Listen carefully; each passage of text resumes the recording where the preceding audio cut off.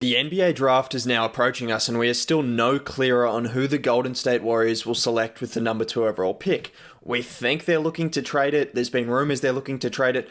Then there's been rumors they're looking to pick someone like James Wiseman, Denny FD. They've gone through the whole list of players, and I think they're just using that as a means to increase the value of those players and hope to get a trade.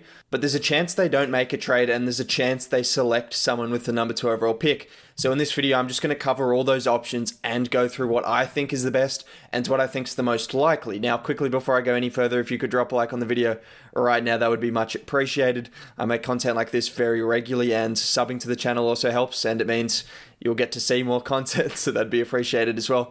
Anyways, let's get back into it. Now let's start with the trades because they're more fun. Now, I didn't have this in the script, I hadn't written about this, but recently it's come out that Drew Holiday's on the trading block, and I think he fits the Warriors perfectly. Obviously, you can move Clay to the 3, you can move Holiday to the 2, and you have Steph at the 1. What you bring with Holiday is someone who can guard those elite wings that the Warriors don't particularly have at the moment. They're going to want Draymond to go up against someone like AD. They're going to want Draymond and whoever else is at the center spot to go up against AD. So you bring in Holiday, who could probably do some kind of a job on LeBron, and you'd have some rotation between him and Draymond. He's also one of the most versatile defenders in the league. Like, if he's switched on to AD, obviously that's not ideal, but he's still going to be able to do some kind of a job. Like, that's kind of how good he is. When he switches on to bigs, you're not going over there to rush over and help, and that's the kind of impact he can bring. He's also going to bring that playmaking. The Warriors can have him split minutes like they always do with their stars. They're going to have Curry. They're going to have Curry run the offense for 6 minutes of a quarter, Holiday for 4, Draymond for 2. That kind of thing that they've tended to do during the Steve Kerr tenure,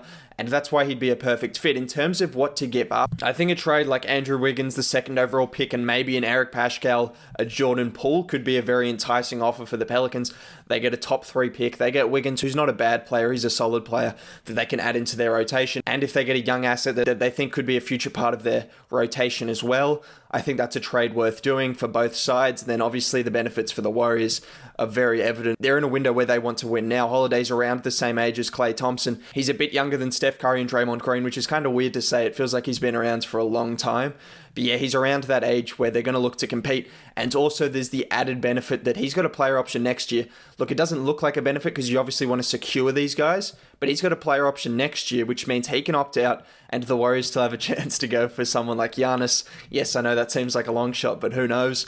But then also there's the possibility that if he doesn't opt out, they can re-sign him. Holiday's a perfect fit for pretty much any team in the league. I don't think I need to go into too much depth. He's one of the best defenders, arguably the best guard defender in the league. And then he can also play make, get to the rim, shoot off the catch, do everything you want from someone that's going to elevate your hopes of winning a championship. Now, another rumor that has come out is a rumor for a Kelly Oubre trade. Now, this is an interesting one as well because while Kelly Oubre isn't the same kind of name as Drew Holiday, he's not as good as Holiday. He's a very solid piece that I think would be a great fit for the Warriors because of his ability to defend, because of his ability to get to the rim, because of his ability to shoot off the catch as well. He's a very versatile guy. He's very solid at a number of things. And then I would say that's probably the biggest need of the Warriors is bringing in a wing and bringing in some depth at that position. You could argue the center spot, but in my opinion, I think you have the top 5 centers in the league, and then there's just a mile between them, so you're not going to get one of those top 5 centers. So bringing in someone who's just an average center, I don't think is much difference to bringing in someone that's an above average center. That's my opinion with the way the game's played and with the way the Warriors play. We know that they don't particularly use centers that much, so I don't think that's a must in my opinion. I think a wing would be much more beneficial for them. Now we have to talk about why this makes sense from the Suns' perspective, and that's because they've already got Mikal Bridges and Cam Johnson.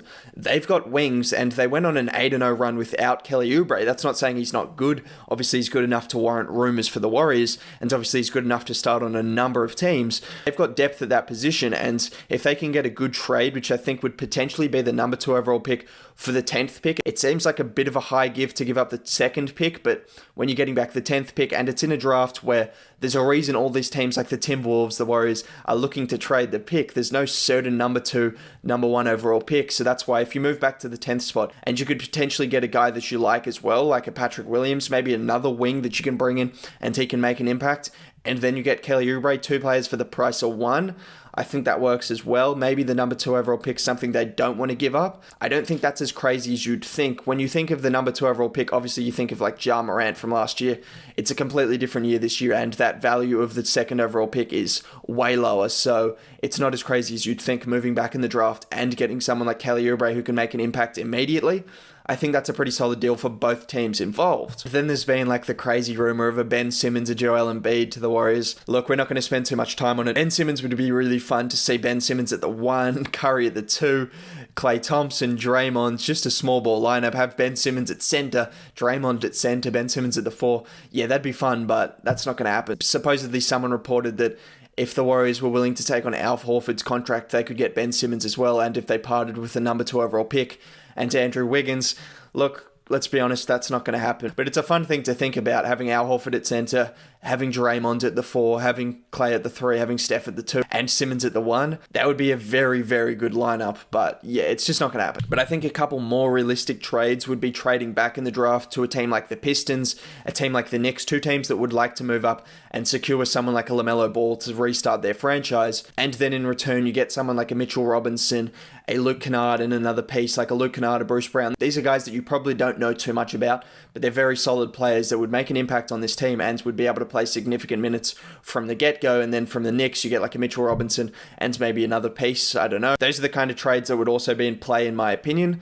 And those are kind of trades that I think make more sense than obviously the big boom or busts like Ben Simmons. Now, in terms of the draft, we've got Denny Avdija. I talked about how he's a potential option. He adds wing depth that they need, that playmaking as a secondary, a third playmaking option, someone that's already played professionally, which obviously helps for a team that's going to be looking to get minutes from him from the start. And then you have to keep in mind that this Warriors team is aging. You've got someone like Draymond, who's probably going to retire at some point soon. I don't know, but it seems like his body will catch up to him eventually. I still think he's got a couple more very good years. If last year's playoffs is anything to go off, he's still very good, but he's probably going to retire relatively soon, or at least fall off a bit. So bringing in someone like Denny, who can potentially carry that franchise forward, is an incentive to do so, and I think he's a very solid option. He doesn't shoot the 3-ball well, but he can have that kind of Sean Livingston role, I think, maybe coming off the bench as someone who can play make, get to the mid-range spot, get to the rim, solid defender, quite a smart defender, and I think in the right system he'd be a good defender. So I think Denny's a good option as well. And then there's James Wiseman, who's been rumoured with the Warriors ever since the Warriors started losing